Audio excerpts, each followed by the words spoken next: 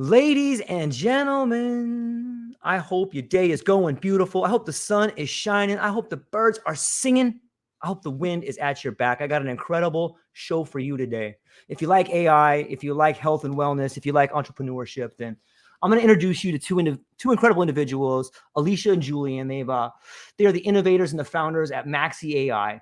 And it's more than kind of a buzzword, it's a way of life. And as pioneers committed to revolutionizing business operations, they specialize in crafting bespoke solutions that not only meet current needs, but anticipate future ones. From workflow automation to AI integration, Maxi AI stands at the forefront of driving substantial growth and empowerment. Their journey embodies the very essence of transformation. Transitioning from U.S. government travel and finance consultants to visionary entrepreneurs was more than just a career shift. It was a leap from the mundane to the magnificent. Inspired by the transformative power of the digital world, they founded Maxi AI, a launchpad for freedom, where cutting-edge AI empowers and liberates, turning entrepreneurial dreams into vibrant realities. I want to get into their story today. Alecia, Julian, thank you so much for being here today. How are you? Hello, how are you? Doing great. Doing very well. Thank you so much for having us. Yeah, the pleasure's all mine. Before we got started, we were all talking a little bit about the future we see coming and AI. However, before we get into the depth of the conversation, I just wanted to take a minute, and I'll start with you, Alecia. Maybe you can give a little bit of background on where you were and how you kind of got to starting this relationship with Julian and starting this Maxi AI, and maybe a little bit about you, a little bit of background first, and then we'll hop over to Julian and get his backstory. Of course, of course. Well, where do I start, right? So I would say it's been about 2 years since I've been looking into entrepreneurship and trying to connect my passion with my talents to grow in a tech industry or basically any industry that, I can see myself growing in. So when I was working for the government these past couple of years now, I just found that something was missing. I found like I had a bigger purpose. I'm really passionate about travel as well. So I was trying to figure out how I can do travel and help people and grow as myself as an individual. So, I was just it was a fly by night situation. I went to a networking event and then I met Julian and we just really hit it off as far as friends first. And then when it came to the brainstorming idea, as far as like we're both passionate about being entrepreneurs and getting our time back, especially in the society that we live in, which I strongly held to my responsibility, especially as a woman today in today's age. We're doing a lot as entrepreneurs, but Julian has been the best partner, I would say, business wise and personal wise, because we both had the idea of how can we take tech and how can we create our similar mission to create something that is not just a service, but it's a foundation that we can be service to people and then build other streams of income off of this foundation, right? And then getting into the, I would say, health and wellness side is something that we're both really passionate about.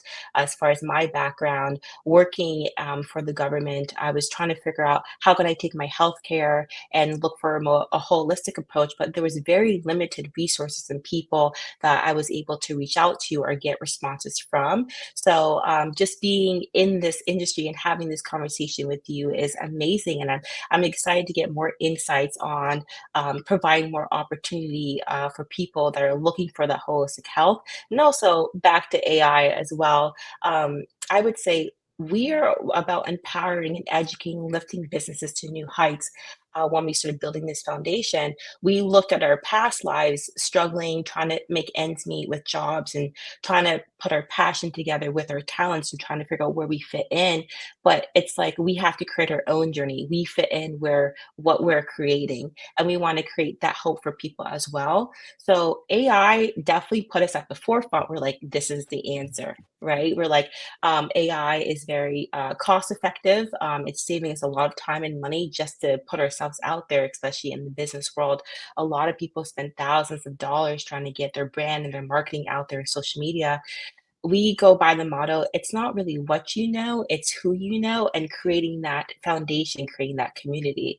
I would say I love working with dreamers, whether you're a startup, a small business, an enterprise poised for big changes. We're here to help you harness the power of AI for transformative results. Our approach is getting to know our clients, getting to know your unique challenges and your big ambitions, and see the value that we can bring to that type of client. We're here to simplify your processes, improve your customer interactions, and help you reach a global audience. We want to, as a team, expand globally and help our clients expand globally as well. I feel like that's enough about me. I'll let Julian take over, but that's just a little bit about me. And I would say my mission and Julian's mission as well, especially in growing in the AI space. Wow. Well, I got goosebumps. That's beautiful. I love every part of you. that. The Thank you. foundation of relationships and Mhm. the Ariadne thread of the tapestry that brings together so that all of us is this idea of dreams. Julian, I don't know what else you can add to that, man, but maybe give us some of that background Right. and follow up on that. That's beautiful, man. Yeah, that's a tough act to follow, right? From It Alecia is. there. It is. Yes. I would say a little bit about me. I was born and raised in New Jersey. I went to undergrad and studied in DC. And it was there that I kind of experienced a kind of a radical paradigm shift for myself mentally. Initially I was in school, I believe, for biology and looking to do medicine. And it wasn't until I kind of got the experience of being outside of my frame of reference, i.e., like my hometown, I was able to kind of see things through a different light and kind of, explore myself and learn what really makes me tick. And for a while, I've had a passion for entrepreneurship. Even when I was in college, just the idea of it alone was so mind blowing to me that, you could create something, create value for others, whether that be a product or a service. And you can really change things for other people as well as yourself and really, build an empire, so to speak. So I've always been passionate about entrepreneurship and business. In particular, one of my first business ventures was a small lifestyle brand for health and wellness. I was doing supplements like sea moss, black seed oil, things like that, and really kind of urging people to take their health into their own hands. And from there, I kind of realized I had a bigger passion for business itself and not so much of the lens that I was looking at business through, which was, the supplements. And that kind of segued into things like web design, doing websites, logos, things of that nature. Anything I could do to kind of make a business shine more and to bring more, more clients to them at the end of the day. And then I met Alecia, as she said, and we were both looking to kind of explore a new path when it comes to business and our lifestyle. And we were looking to, like, our main mission was to be able to offer massive value to businesses that could, either increase their revenue, save them time, save them energy, or make their processes more efficient. And as Alecia said, AI kind of just stood out as the vehicle for us to do that. So we kind of began rapidly educating ourselves about AI, what it's bringing to the table, how it's transforming the business landscape, and things of that nature. And the rest is history, to be honest. So we're extremely passionate about the opportunity that we have with AI, to bring a new level of value, I'd say, to businesses and even individuals. Yeah, that's really well said. And I always love to get the backstory, to get a glimpse of a lot of times you can see the transformation in someone's story. It's almost like a mythology. And when I hear this transition from this guy that started over here and then had the ability to put on this new set of lenses to not only see the world differently, but see himself differently, it's like, oh, this guy's on the hero's journey over here. You know what I mean? And Yeah. changing the world, man. I love it. Yes. It's Mhm. Yes. fascinating to me. So when we talk about AI, it's interesting because I think that on some level, different generations see AI differently. If you were born before 1986, you're kind of a person who learned the world through words. And if you're born after 86, you kind of see the world through imagery. And I think the two of you have a very unique perspective with Maxi AI. And before we dive into exactly what it is you're going to do with it, I'm curious if each one of you could kind of give me how you see the world changing with the advent of AI. Anyone can take that one. I'll jump in. Go ahead. Oh, sorry, Alicia.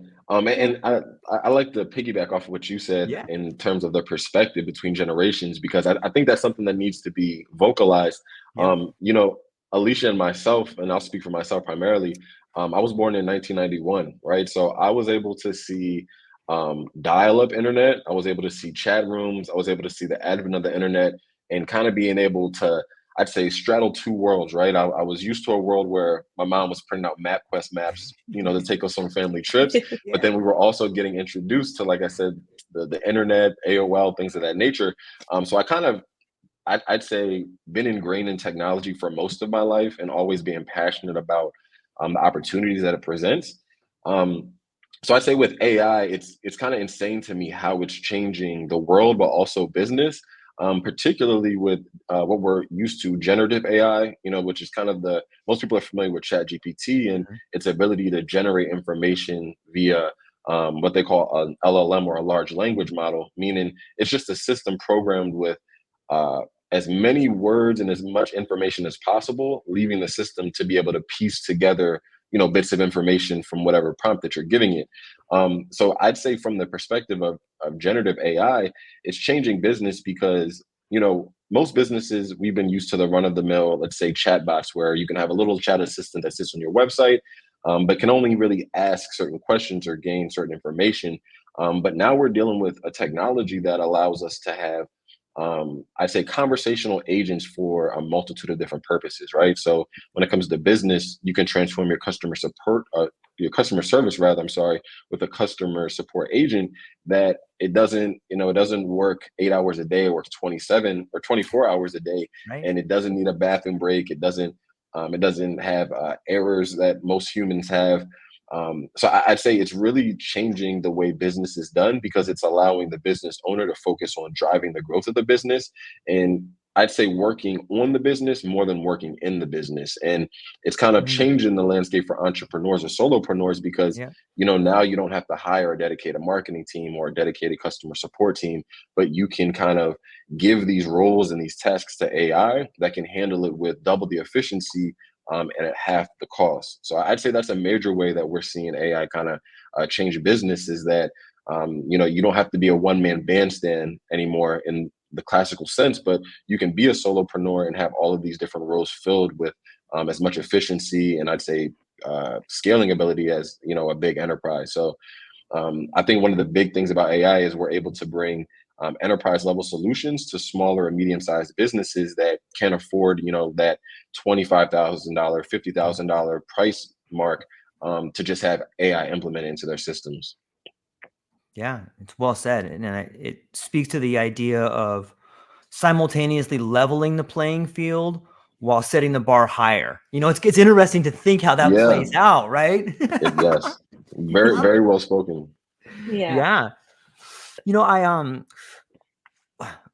I'm so curious now. I was trying to draw it out for the audience and kind of leave people thinking, but let's get into Maxi AI. Is it something that is sort of like a Swiss Army knife? Is it something that you can come to me and say, hey, George, I know you're the solopreneur. I know you got this stuff going on. Here's these different things that we can provide for you right now. And also, we're open to ideas because we believe that we can provide almost anything you need. Or is it something that's tailored to marketing? Is it tailored to, efficiency or effectiveness or productivity, or is it all these things together? Maybe you could take that, Alecia. What is Maxi AI? I mean, you can define it for us. And is it something tailored to something, or is it like a Swiss Army knife, or what is Um, it? yeah, of course. I would say it's tailored-made solutions Okay. designed to enhance, like, any business's operations, grow their customer base, foster innovation, and enable like rapid scaling for their business. Mm, I would say our systems and our developers that we work with, they're designed to deliver results worldwide, breaking down barriers and driving success to our clients no matter where they are. So when we're talking about expanding globally, mm, we're speaking about people. The internet is huge. The AI is creating a huge market for anyone to start a business, right? And I'm really passionate about like that. The main reason for people to have their freedom or take their time back by taking advantage of these AI solutions, right? So I would say basically we are open to any business as far as not being too general, but we're kind right. of just letting the niches come to us instead of us going out there to get on just a really popular fad like digital marketing or e-commerce. Yes, of course, people are making a lot of headway and money in that business, but we want to have like a purpose behind what we're doing and who we're working with and what type of tailor-made solutions are we making for each specific niche. So I would definitely say we're more open in general to working with medium to small or either enterprises, and looking at their business from head to toe and seeing what type of exact value that we can add to their business, where we're hitting their pain points, we're having this unimaginable solution that is going to change their mindset or solve the problem within their business that's holding them back of hitting to that certain revenue growth, or hitting that certain target market that they're looking for. Yeah, it's really well Yeah. said. It almost sounds to me like you guys are like a fractional sort of consulting team that can come in and take a whole holistic approach to what's going on, and maybe even sort of have this ability to translate generational ideas back and forth. But Julian, what are some of the problems you guys have solved for some of your existing clients? So for our existing clients, so our last project was with a digital marketing firm, and they craft these very elaborate and detailed marketing plans for brands.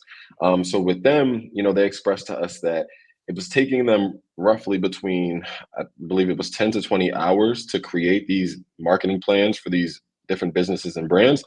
So we were actually able to create a custom GPT. And a little, I guess, reference there, the OpenAI platform, when they upgraded to GPT Plus or GPT-4, they allowed the creation of custom GPTs, meaning you can make these mini versions of ChatGPT that you train to perform a certain function or speak from a certain perspective, that can kind of give you output that's a little more detailed for that specific use case, right? So for this marketing firm, we were able to create a custom GPT that cut the time down for them creating these marketing plans from 10 to 20 hours to between 1 and 5 hours. So, the custom GPT will prompt the user to give them notes from their consultation call with the client. And from there, it takes that information and it kind of jumpstarts the process of developing this detailed marketing plan, so they can kind of just come in and fine tune it rather than having to build it from the ground up. And that's more so for an internal process. And then one of our earliest clients was for a bit more creative project. We were able to use text to image prompting to develop a one-of-one 3D avatar slash mascot for this travel agency. They were looking for kind of a way to revamp their marketing and something that was visually stimulating that they could kind of apply on the website and social media. So we were able to kind of get under the hood with a tool we use called Midjourney, very popular text to image creator. And we kind of followed their plan and their vision to a T, and we're able to create this, like I said, one-of-one kind of bespoke character for them.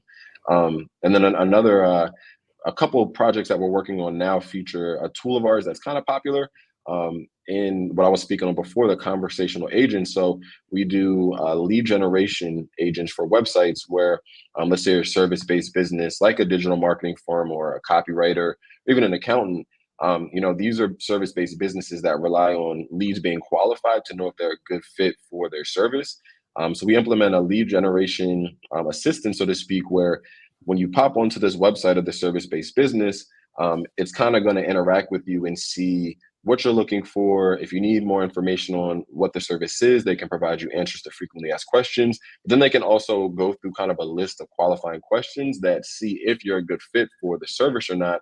And the cool thing about these agents are, unlike your run-of-the-mill chatbot where it's just kind of a dialogue, we can have these agents perform action. So let's say they are a good fit for your course or your program. The agent can book the appointment directly. It can send the information to a CRM or to a spreadsheet or begin an automated email campaign. So that's another big one that we're working on right now with a couple people in our pipeline. But that's kind of the bulk of our work, is that conversational aspect. And we've even been able to kind of jump into the voice conversational agents. So let's say you have a call center that takes inbound or outbound calls. We can now set up a voice agent that's very organic, very human-like, and can collect the same information and even engage in conversation in a very nuanced and organic way, thanks to running it through GPT-4. So I would say that those are some of our bigger projects that we've had so far and are kind of currently working on. It's exciting to me. It's so cool to get to see from where I sit. Like, it sounds awesome. And it seems to me one of the cool things about entrepreneurship is being able to flesh out your ideas in real time and see them work, and see some of them need some twisting and some turning. But the incredible amount of learning that happens when you're able to have the lived experience of trying out ideas in real time and seeing the success in that. I think that's where all of us need to be, is this area of creativity. And I think we're moving in that direction. Maybe you could speak to that, Alecia. Like, what is it like to be trying out your ideas in real time? I would have to say it's definitely a journey. It's very interesting. So I would say the people that we meet with, a whole bunch of people in different age groups, like where, they're at the beginning stages where there's the more innovative people that are willing to adopt the technology, and then people that are more established in the later stages of their business where they already have their operations going, but they could use a little tiny bit of tweaking, right? So Sure. yeah, it's interesting to see the influx of the excitement of the people are like, oh, AI, yeah, ready to go, gonna save me money. And then the people that are kind of more attached to their business, they've been in business for 5 to 10 plus years, they're entrepreneurs, I mean, at the grid every single day, but something is just not clicking, something is still missing. And when we have these conversations, you're like, oh, AI can solve this issue that I've been trying to solve for like 5 years. So it's been very like heartfelt, like, okay, we're actually, making a difference in this person's business that can, make a difference in their lifestyle. So I've been kind of having like an emotional pull when we go in and we have these certain conversations where like we're really making an impact on this person's business by doing just a little here and there tweaks, because we've been doing this for a while, so it's easy for us, but for the people that are when we come in, we want to educate them first on exactly what AI is and like, how that fits within their business, and then go on to say like, okay, this is how we can take this issue and fix it with AI. So it's been like a roller coaster journey, I would say. But it's been exciting. Being an entrepreneur, I would say it's a challenge, but it's like a positive and optimistic challenge. And I would never go back to the norm. It's definitely not for the weak. It's Right. definitely for the strong. But I like to be in control of my self being, right, as far as being entrepreneur. And I want people to have the same opportunity to get their Yeah. time back and live out their life on their own terms. We're in a stage now where we're making connections online, we're communicating through the internet, and that's how things are happening. That's how people's lifestyles are changing. That's how content is being created to reach a certain target audience. So I would definitely say it's been an amazing journey. And just to see what we're doing and how we're doing it and the conversations that we're having, it's making us stronger as well as individuals, and especially working together. Julie and I have definitely different types of skill sets and different talents when it comes to AI and the everyday base to base, but we work very well together on harnessing like the to-do list, or harnessing our power together to make sure we provide the right results or make sure that the value fits with the clients that we're speaking to. So eventually we'll get over the hump where the people in those 5 to 10 year businesses are like, okay, I don't have a choice. My hands are going up. Let's adopt AI. So yeah, it's definitely been a good journey though. I definitely have to say, and I'm very, very blessed, very grateful that we're in a space now where we've been using AI all our lives, like Julian was saying, since Yeah. 1991, 1993. I was born, I grew up with computers and the iPods, and to see AI now transforming people's businesses, and we're in this space, we're just very grateful and blessed that this just fell into our lap, and now we're living out our purpose and we're on a mission to make sure that we can, transform people's businesses. Yeah. It's Yeah. beautiful. I think it speaks to the idea of mission statements. And when Yeah. I hear both of you start talking about people getting their time back, like Hmm. I feel like for so long, so many of us have been trapped in this legacy system where you get up and you leave everything you love to go work for a handful of dimes that will pretend to buy you some happiness for a short amount of time. And that Yeah. just doesn't work anymore. Hmm. It's a system that doesn't really reward creativity, individuality, the true nature of sacrifice. You get up and you leave the people you love. You know what I mean? You're Yeah. gonna leave Yeah. them for Yeah. what? It should Right. be something you're passionate about, and I can see it in both of you when you start beginning to talk about what you're working on. And Hmm. I want to drop this one on you. When you think, Julian, when you spoke a lot about building these different models for different companies, and I'm curious to kind of get into the nuance of that.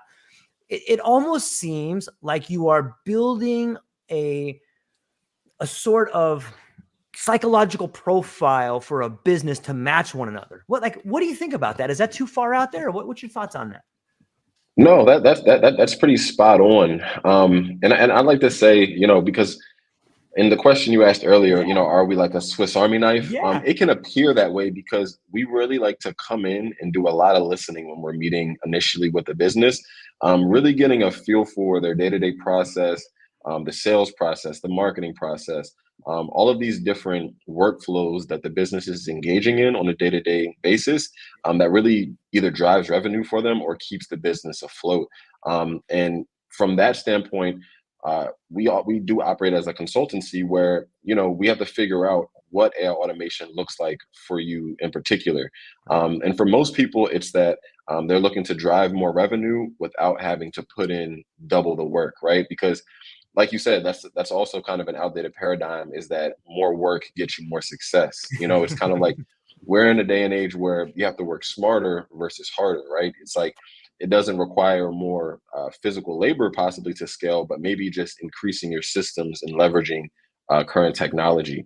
So I would say, like, we pride ourselves in really getting into the nitty gritty of a business and figuring out, what can be done that can benefit you, that can save you that time, save you a couple dollars, but at the same time, kind of double your efficiency, double your ability to scale, and keep you growing and allowing you to focus on the business. So I'd say that's kind of, it is like you said, we're kind of figuring out the psychological profile of the business and the business owner to see what they're looking to achieve. Because we're big on, selling the vacation and not the plane, the flight, so to speak. I'm sure you've heard of Alex Ramosi. That's a big tenet of his is, we like to kind of put in the forefront of the focus the results we're going to achieve for the business, and not so much that it is AI, but that the results that we're going to get you are going to be using AI.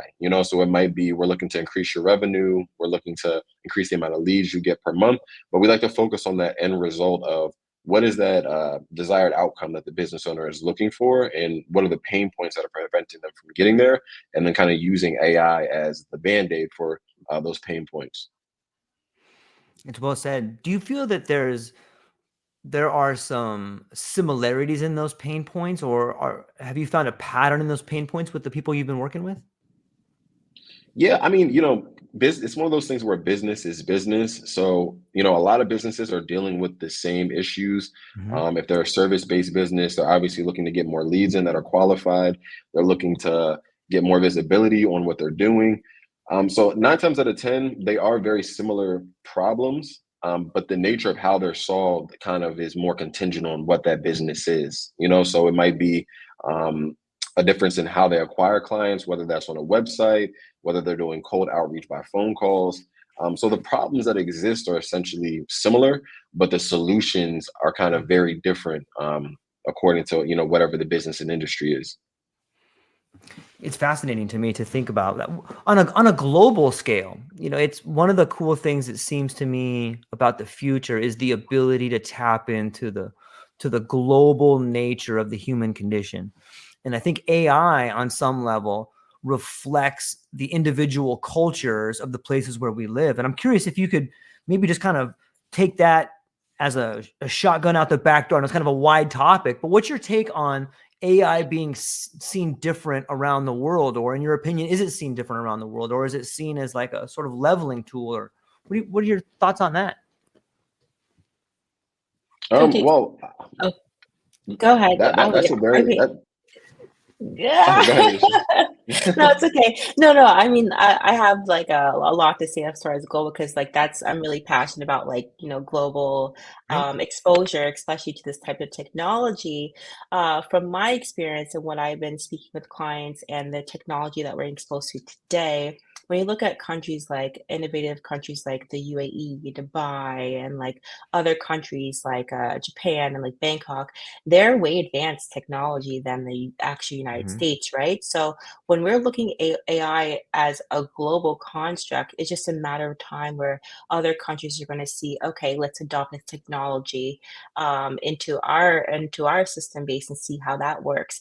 When you look at the tools, there's this amazing tool out there. I'll definitely send it to you later, Yeah. but there's tools out there where you can create your own AI avatar, even as yourself, and you can speak in a completely different language and communicate with anyone from anywhere in the globe by, exposing them to their own language. So I think that's just the start of the communication when it comes to, I would say, relating to that person of that specific culture and speaking their language and creating that connection naturally just by using an AI tool. Even though you don't speak that language, you can use that tool and be at the forefront of being in front of that person and closing a deal or even just communicating with them. So I would say that's just an amazing start so far. And then I could just see it growing and growing and growing as far as there's not really a language barrier anymore when we have certain meetings or we're creating certain content to reach a wider audience globally when we are picking a language or picking a specific country to showcase that too. So I see it growing that way where it's like, okay, there's not really any more excuses when we want to do global business because we have we know the language through AI. So Yeah. I feel like that's just the main start, I would say. And then I just see it growing all over the world, honestly. Technology is becoming much more advanced. They're building like robots in Dubai, so that should be interesting. Yeah. One place I definitely aspire to visit and see how they're using AI to their advantage down there as well. But I feel like the more innovative globally that we see these other countries are getting, other people are going to start catching on too, and they'll be able to have more access to these AI tools as well, depending on their demographic. Yeah. It's Yeah. fascinating to me. Well, I think you were going to say something on that too, Julian. What's your take on the Yeah. whole developing AI and seeing it culturally? Yeah, I think it's interesting because I think it's still so early for AI, right? It's like Yep. we're kind of Mhm. at ground zero of Yep. really understanding what it is, what it can be used for, what it can do for us. And I think it's interesting to see how different countries are kind of either welcoming it or kind of shying away from it. As Alecia said, countries like the UAE, we see a lot of innovation happening over there with AI and them kind of including it into a lot of different facets of life. Whereas here in America, I feel like people are still a little bit weary of it. We've had conversations about AI where most people bring up Terminator, where they're like, "Oh, it's going to take over everything. It's going to kill us all, Yeah. man." Yeah. And to other people who are like, it's going to replace people's jobs and so on and so forth. Yeah. So it's interesting to me the different perspective that different countries have over AI, and I think it's very early. I think AI is kind of shaping. Uh, the perspective that people are having day by day because of the advancements that are coming out so fast, and this is one of those industries where, me and Alecia, our heads spin sometimes because every day there's a new advancement, there's a new model, right? There's a new capability. So I personally think it's interesting at how countries are kind of reacting to that and the speed that they're adopting AI with. I think the percentage right now in America, at least for businesses, is about 13 to 16% of businesses are early adopters. So they're open and actively integrating AI technology. And then kind of after that, you have the late adopters. And then even I think the last category would be considered laggards, people who are, fighting tooth and nail to Yeah. implement AI. Um, Mhm. but I think we have a lot of like kind of big names, even from the US, kind of backing AI. Like Mark Cuban was quoted recently saying that if you're a business owner and you're not going to adopt AI, you're looking at a lot of obstacles because there's so many companies and businesses that are integrating this technology that kind of widens the gap when it comes to competition, so to speak, of just keeping up with the current state of the art and state of the market. I think AI is something that it's becoming more relevant for people to adopt than not to adopt. So I think just watching kind of that play out is interesting to me, as far as global markets. Yeah. It's Mhm. well said. It brings up the idea of relationships. And when I think about your relationship with media or your relationship with anything in your life, it's sort of like the ideas and the energy that you put into that relationship are going to be the dividends that come out of it. If you're going to put in something negative into a relationship or some sort of a negative feedback loop, I know some people have like this depression or anxiety because they're always telling themselves, well, this bad thing's going to happen. But the same thing with AI, if you're going to feed it all this negative stuff, it's probably going to show you negative stuff. And I'm curious, Yep. do you this is kind of a philosophical question, and I'll start with Julian, then I'll move to Alecia, but do you have a preference on the acceleration debate? You know what I mean? Like some people like Shkreli are like, listen, man, we got to get everything out there and we got to build all this stuff. And you have some really big techpreneurs like, hey, man, take it easy. We don't want like this crazy virus going out. But do you have a take on the acceleration versus the slowdown, Julian? Yeah, I think we definitely have to be responsible with it. With this being a new technology, I like to model it after the internet when it came out. A lot of people were confused about the internet. There were people who wanted nothing to do with it. There were people who thought only weirdos hang out on the internet. For a while there, people were afraid to put credit cards information into a web browser, but little did we know that's the standard of how we do business today. It's like it's so ingrained in business. But back then, people didn't really see that. They were very confused. I think it's kind of the same thing right now, where there are a lot of risks involved with it. If we keep taking it a step further, I guess, so to speak, with what we're using AI for and the power that we're giving it. But I think that there needs to be a balance in how we're acclimating to this technology, because to get philosophical, and Alecia will tell you I'm a huge fan of philosophy and just conversations about metaphysics and different implications that things have on a spiritual level. But I think we're currently at a standpoint in our culture, and I'd say on the globe, where we've kind of allowed technology to outpace our spiritual and our personal development, where technology is consistently ramping up. But the question is, the people who control the technology, are we growing at an equal rate? And I think that's a big question that we have to consider when it comes to AI is, like you said, the AI and the technology can only reflect where we're at as a race and as a species, right?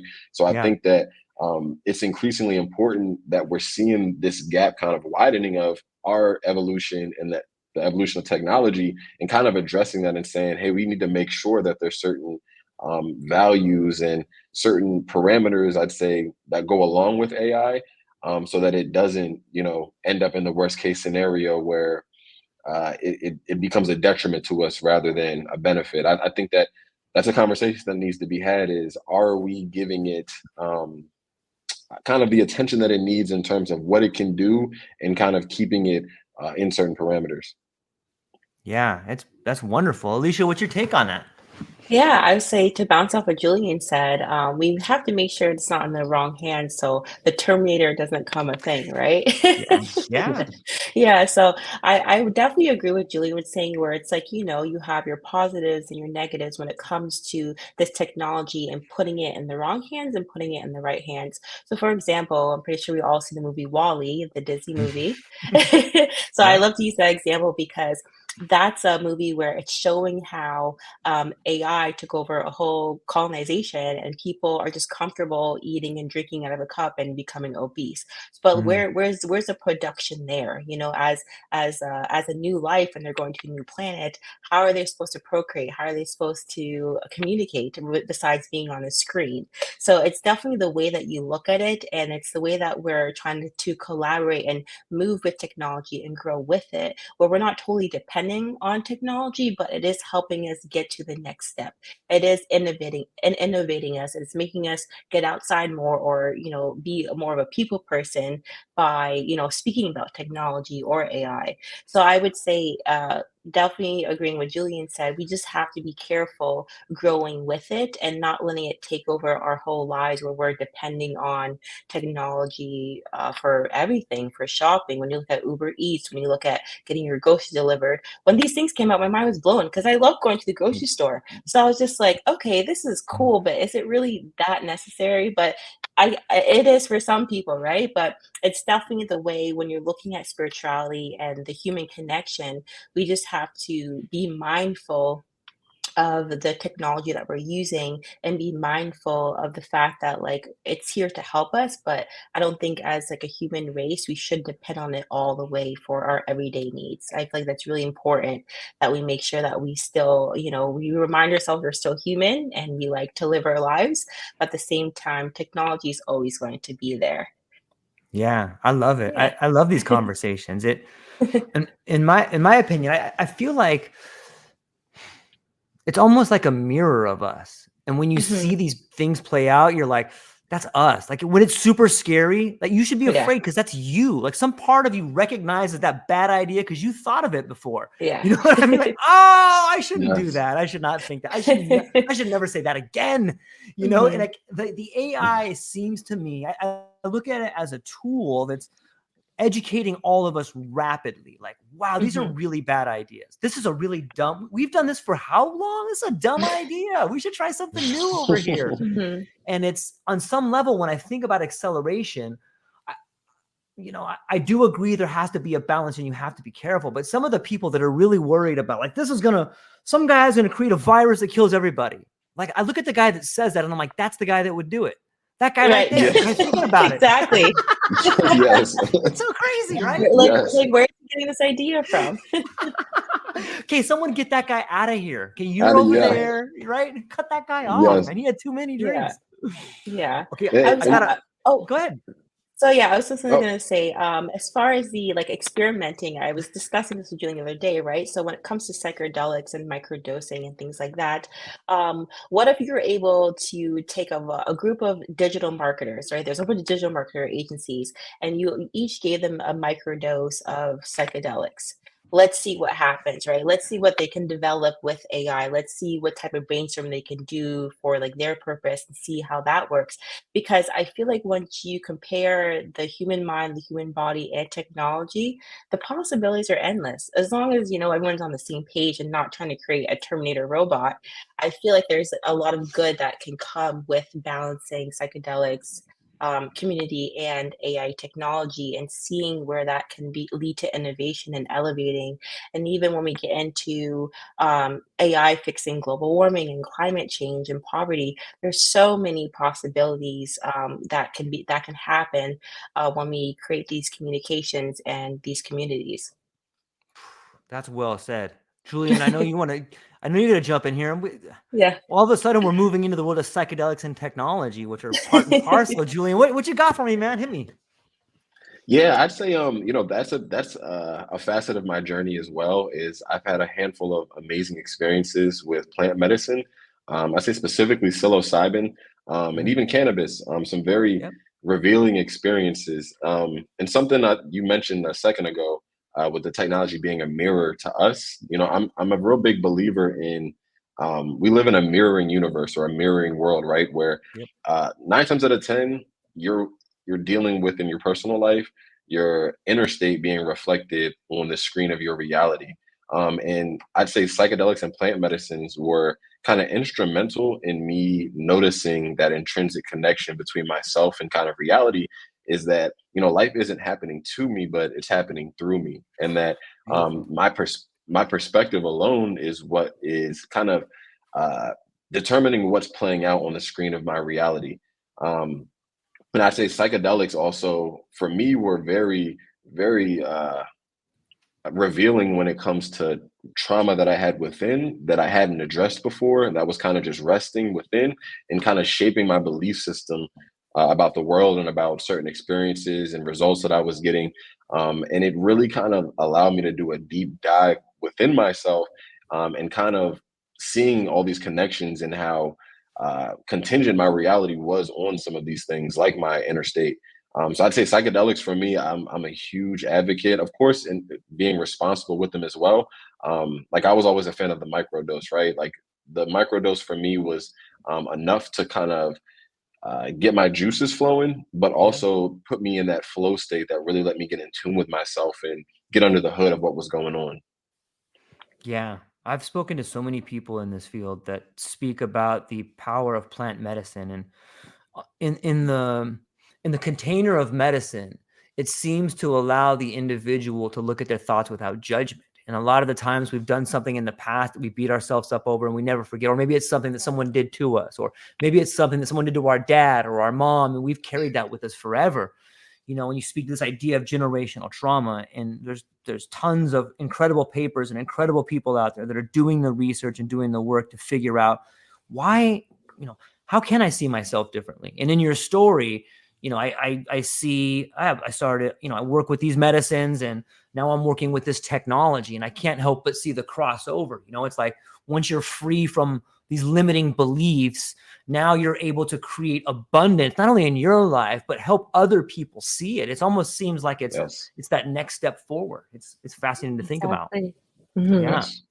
We got Thomas Hutchison over here. First off, Thomas Hutchison, you are an amazing individual. How come you haven't got back to me yet? When are you coming on this podcast? I love this guy. He says, on the topic of technology, or is it driving us, holding the torch to cast the shadows on the wall that we all long after? Obviously talking about Plato and the cave and the shadows. But what's your guys' take? Anyone want to take that one? Alecia, you want to start with that one? Oh, sure. I would say there's different ways that you can look at this, right? I wouldn't say it's completely driving us, but it's all, like you were saying, it all has to do with your upbringing and generational trauma and life. Life hits us, everybody, everyone goes through certain stuff in their life. So it's all depending on, are you going to let technology control your everyday lifestyle, getting up every morning on Instagram? What's the purpose of that, right? So there's been studies and documentaries speaking about how social media is changing kids' mindsets and things like that. So there's those studies there, and then us as adults, us growing up with technology, we should know better, right? As far as using it to our advantage. But there's a lot of people out there that are letting technology and social media construct their everyday decisions, construct their mindset, or limiting their beliefs as far as thinking that they're not capable of living a certain lifestyle, or taking that leap to being an entrepreneur. So it's definitely different ways, depending on the person and their upbringing and how they think about themselves and their self-esteem, to say, is technology really driving me, or am I driving technology to my advantage? So it's all about, I would say, the mindset. When I look at technology, I have to say social media, I inspired by the social media influencers. I give my hats off to them, but personally, like I can't sit there on my phone for an hour and start scrolling, especially if it's not relevant information. But for the people that are on there, TikTok, Instagram, I give my hats off to you being on this platforms, doing the content, spending hours on content. More power to you. If you need AI for help, we're here to help you. But I would definitely I would definitely say it definitely depends on the person. We want to control the way that we look at social media and technology, way that we're using it, not letting technology control us in our everyday lives. We want to use it to our advantage, not let it construct our mindset and our self-being. Yeah. You want to add anything to that, Julian? What do you think? Yeah, I think Alicia's onto something there. I think it's a question of uh, the user, right? It's kind of a case by case basis. We kind of have to constantly ask ourselves that, like, is the technology driving us, or are we driving it? And I think it depends on the person, and I think it depends on the perspective you have with the place that technology has in your life. Even being in AI, like Alicia touched on, I don't think we can ever replace anything with AI. I think that it's always going to require human collaboration, and I think that's where we're going to get the best results out of it. But I think we have to be wary of letting it drive us. So I think we have to kind of be on the offensive and make sure we're driving the technology to a place that's beneficial for everybody, and not something that is becoming a detriment to us. Yeah, that's really well said. And I love live streaming. I love talking to people, and I feel like the live stream conversation in itself is almost like an altered state of awareness. Like everyone's here, even though I can't reach out and slap you on the back, or I can't really be and see smell your pheromones, stuff like that. Like I still feel being in the zone and talking to people allows you to come up with ideas that you wouldn't have before. And so far, in just this last little exchange, it makes me realize we're transforming from a consumer economy to a creator economy. And we're seeing the first stages of that. For so long, when I was growing up, it was, hey, we're going to move all these jobs to overseas, and we're going to be a consumer economy. Well, like, that's dying. And you look at people that are creating now, and not everybody who's a creator is making a living. In fact, most creators are struggling out there, and they're on the front lines hammering. And if you're doing it, never, ever give up. If you're creating right now, you are on the front lines, and being really early sometimes looks a lot like being really wrong. Never, ever give up. Follow your passion, your creativity. You'll crush it. It may not seem like it, but you will. And when I think about screen time or influencers or consuming, there's a big difference between screen time before consuming content, like just doom scrolling for like 3 hours and being impregnated with these silly ideas, or creating stuff, coming on, doing a live stream, meeting other people, putting out content, getting your ideas out there, working with AI. And I want to get both of your opinions on this idea. I'm going to start with you this time, Julian. The creator economy versus the consumer economy. What are your thoughts? Yeah, I think you hit the nail on the head. I think we're in the full throes of what people call a content economy, right? Where it's like everybody has something of value to bring to the table and to bring to the conversation. And, I think we're coming into this shift of realizing that everybody has a very unique perspective on, it doesn't matter if it's health, wealth, relationships, everybody has a unique set of experiences that have allowed them to do certain things about the nature of the problem or the topic that I think is equally valuable. So I think we're coming into a time where, this technology, social media, it's making it easier for people to express themselves creatively and as kind of an authority on whatever it is they're into, in a way that wasn't really possible, in prior years. And I think it's a wonderful opportunity. And like you said, I'm in agreement with you that, if you're creating and if you're bringing something to the table that's unique, you have to keep going and you have to see it through, because there, like you said, there are people who make a very good living at content creating, at just simply sharing their opinion. I see people all the time on social media where it's like, you don't need to be teaching people how to make $1 million a year. You could be teaching people how to fold their laundry more efficiently, or teaching somebody how to be more present with their pets or in their relationship. And that can be a very lucrative endeavor. So I agree. I think we're in the full swing of a content economy and a creator economy where, people aren't as interested in being just a consumer anymore, right? They're kind of taking the power into their own hands and saying like, hey, I can really create some value and shake some things up if I bring my opinion and my perspective to the table. So I agree 100%. Yeah, that's well said. Alecia, what's your take on the creator versus consumer economy?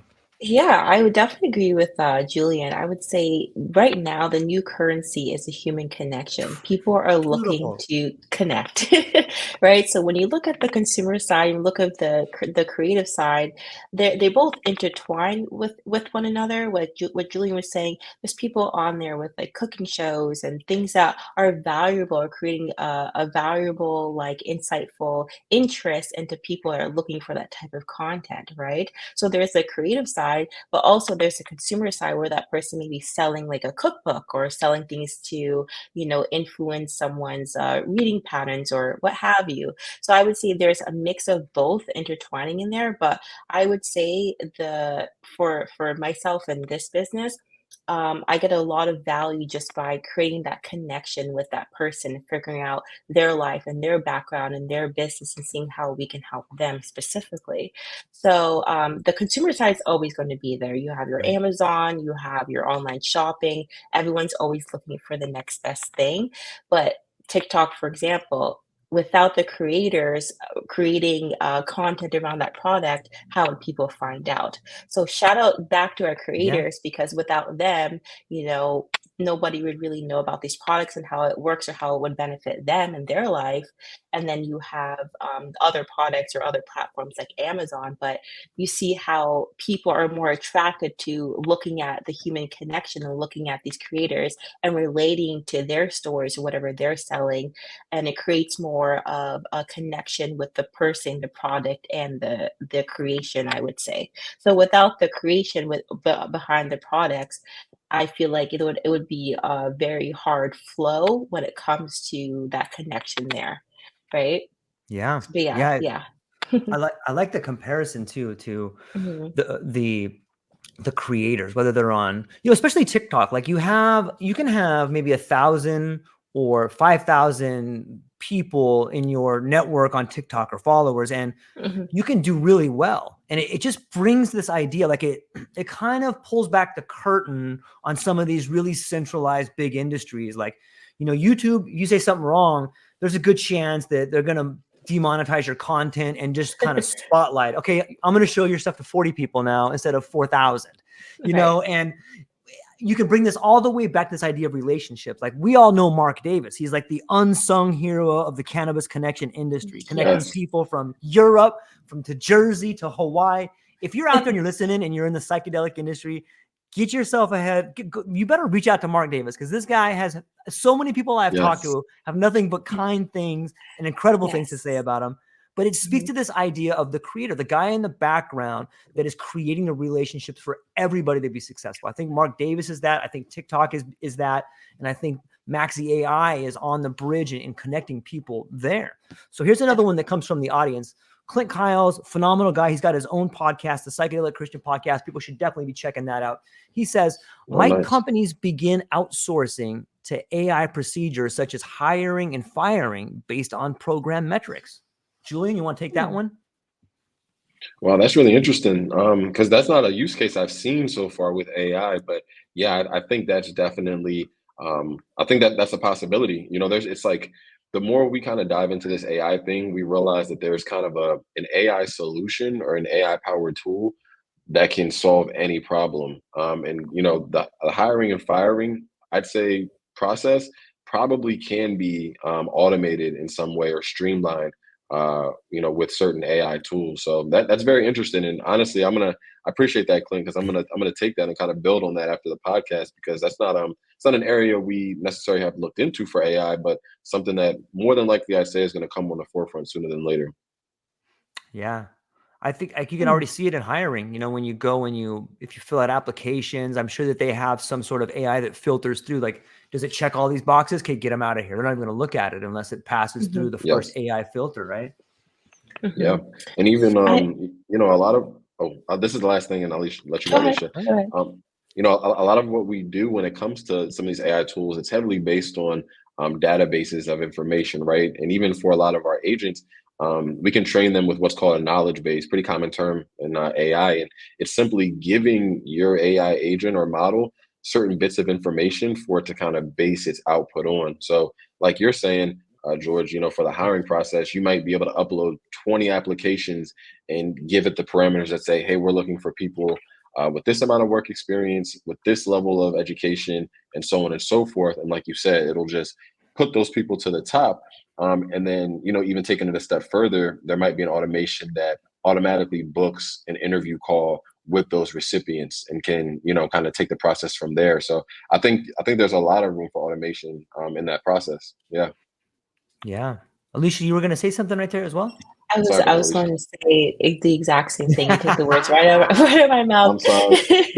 No, it's okay. I also just wanted to add, right, as far as AI in the hiring process, when you look at recruiters and, people that are looking for jobs, I feel like AI can enhance people's talents instead of a system looking at a piece of paper. And that's where you can draw the line, right? There's so many talented people out there without a college degree. So I feel like, there has to be a way where we can introduce AI to employees that are looking for a specific career, or, a career that fits like their talents and where they can grow, where they're not just basically judged by what's on a piece of paper, their experiences and their college degree.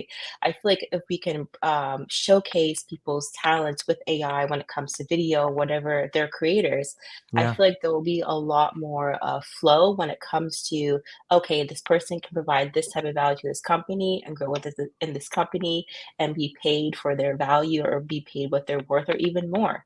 So there's a lot of different ways that you can look at the future when it comes to companies that are hiring and use AI to their advantage instead of just, I just feel like there's not a lot of like, when it comes to like the mindset, there's not a lot of things that you can hit when it comes to a company hiring someone. I feel like there could be more lucrative interaction if they actually look at a person and be like, okay, this person has this talent, let's hire them. I just feel like me being a 9 to 5 employer, Oh, I spent years in that process, and let Yep. me tell you, if I had AI now, I feel like I would, I'd be working someplace where my talents can evolve. But I'm blessed that I'm in this position now. But I feel like in the past, if we have something that can utilize a person's employment resources to put them at the forefront of that job or that career, the possibilities are endless for that person. I love it, and Yeah. I think Maxi AI should be the the bar in which this particular thing is set, because so many people are trapped. I mean, if you Hmm. have an application, you're trapped in a two-dimensional linguistic world where I went here, I did this, here's my Hmm. certificate, here's my Right. education. Okay, well, what does that really explain except for that you've made Yeah. these sacrifices for a legacy system? Let me Hmm. see a taped video of you talking to someone and the way you act. Let me see the way you Okay. can make that person smile. Let me see the Right. way in which your emotions come out of you when you're communicating. Because that's what I Hmm. want. If we can agree that the future of business and currency is relationships, that's what's going to be what's marketable. It's not going to be, Yeah. hey, I have 25 certificates and I can type 1,000 words per minute. Who cares? Right. AI, Right. we're moving away from the drudgery, and we're Hmm. really Yeah. going to start spotlighting or shining a bigger light on what people are truly capable of. And when the Hmm. institution can empower and employ people that are truly capable of creating a new world, we're going to see just an explosion of commerce, of creativity, of wealth for everybody. I I think agree. it's an exciting Exactly. future, and I think you guys could be at the forefront of it. I don't know what kind of metrics you would have to do to do that, but they're Hmm. got to be out there, right? AI can find Yeah. all these touch points and really bring out the life of an individual. Hmm. And Yeah. I think you touched on something interesting there, because a lot of the work we're doing, me and Alecia with AI, we don't have very much technical background when it comes to coding or being an engineer or a full-time developer. But there's a level of creativity that has to come into this Yep. AI space that isn't so technically minded, but like you said, really starts to pinpoint the different things that the world is lacking and how this can kind of bring it to the forefront. So that me and Alecia like to stay on that side of the AI conversation, and that a lot of what's to be created in the future that's relating to AI has to do with the human creativity, and like people like you who sees the need for a change when it comes to Yeah. how employees or employers are bringing new employees on, just via these very dense metrics, like you said, like the words permitted or your college Yep. degree, and really implementing some type of structure that lets the personality of the candidate shine through. So that's an aspect of AI I'm interested in, is how can we, you know, bring the creative side to this to really make some mind blowing solutions that were unprecedented, and that the world is desperately in need of. Yeah, it sounds Yeah. like between the three of us, we are. I know some recruiters. I'm gonna hook you guys up afterwards, but I think you guys could do a world of difference for like a recruiting agencies. And there's so many people out there that hang their shingle out as recruiters, and they're looking for top tier talent, and they're good at it. I think using Hmm. AI to find these different metrics is something that could be done. And another point I have on Oh yeah. technology, I would love to get your opinion on here, is this: if you look at AI the way we looked at the printing press, like the printing press revolutionized the way we see the world. It gave us incredible concepts, and it gave us the ability to disseminate information around the world at a rapid pace. It gave us ideas like exact repeatability. And it seems like AI is, unfortunately, the printing press also gave us, like probably 100 years of different wars that happened. And isn't it interesting that's kind of happening now? But maybe you could just touch on that a little bit about some of the similarities of the changing world in the past and how AI might be kind of repeating those things. I know it's kind of a big one, but I know you're also the philosopher, Julian. So what's your thoughts on that? I'd say, I'm a big fan that history works in cycles and it definitely repeats itself. Yeah. I'd say we could look at AI as like a printing press 2.0, right? But with far greater capabilities. And again, coming back to that idea of things mirroring us as humans, I think, history works in cycles, but it kind of mirrors us at the same time, where we're a little bit more advanced now in what we're able to express creatively. So the tools that we're developing again are becoming a little bit more nuanced. Yeah. And I think, like the printing press, AI has the potential to start wars, to cause further divide in society, but it also has the potential to unify us in ways that, we weren't being unified prior to, I'd say. Great. And I think that's a very interesting analogy because even with the printing press, like you said, it allowed people to put ideas out into the world that, before you wouldn't come into contact with that idea if it weren't for having read a certain piece of information.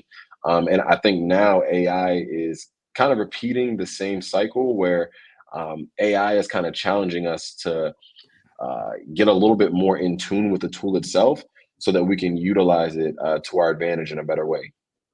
Yeah, that's really well said. Yeah. It on some level, ideas are like tools. And when you're not allowed to use the tools in your dad's workshop, it's very difficult to create some of the cool artistry that they create. And it seems for a long time, people in positions of authority have been denying the tools to the workers on the bottom. And like, I see AI doing this, like, look at this idea, look at this idea. And if we take the idea of the printing press, or we take the idea of any technology, it's usually a really poor idea for the person that invented the technology to tell you what that technology is going to do. Right. You think back in history, like, those guys are always wrong. The guy that invented, like, this is going to do this, never does that. It's always up to the person that's the creative mind's like, here's a way better idea for this thing. Come on over here. Yeah. So Yeah. it's so exciting. Yeah. I agree. It's so fascinating. We are coming up on this hour right here. And I got to tell you, both of you, this has been a fascinating conversation. I really am excited for what you guys are doing. I think you're at the forefront. I think you're the right people at the right time with the right idea. And I'm hopeful that everyone that's watching this is going to go down to the show notes and start reaching out to you. And maybe we'll be having some more conversation in the future, if that's okay. But before, I would like to kick it back to each one of you and give you guys some time to wrap up what you guys think going on. Maybe some closing thoughts from each of you. But please, in your closing thoughts, let everybody know what you got coming up, where they can find you, and what you're excited about. So let me kick it off to you, Julian, and then we'll move over to Alecia for the closing thoughts. Yeah, so I'd say to close it out, anybody interested in AI and what it could mean for your business or even your lifestyle, I say feel free to reach out. Again, we love working with all businesses, all types of industries, really getting into the nitty gritty of what we can add to your processes or anything that we can do to save you some time and money. I'd say you can definitely find me on LinkedIn under Julian G. Harris. And you can find our business page on Instagram at maxiai.io. So you can look out for content on Instagram as well as LinkedIn. And I say for the future, we're just excited about partnering with more businesses and really helping them leverage and utilize this technology to scale and grow. Very nice. Alecia. Yeah. I would say, well, Julian covered the basics. I would say something new that we have coming up, we are getting introduced into the education and the cannabis industry and health and wellness. So we are brainstorming, we are looking to connect with people in this field and see how we can help you in your business. And we are we're really excited about the education part in cannabis and health and wellness as well. So if you guys are looking to expand or looking to learn more about AI and how we can come in and help, feel free to reach out to us and we'll be happy to help. Yeah, that's fascinating. I think Yeah. there's a huge space for AI in the plant medicine business. And you're the only people I know that are talking about it. So first to market. Well done. So Thank you. we'll hang on briefly afterwards. I wanted just to speak to you briefly afterwards to share a few things. But ladies and gentlemen, Mark, Clint, Thomas, everybody in the comments, thank you so much for participating. Wouldn't be possible without you. And I'm so thankful for everybody's time. Hope you have a beautiful day. Go down to the show notes and check out Maxi AI. That's all we got. Aloha. Thank you. Take care.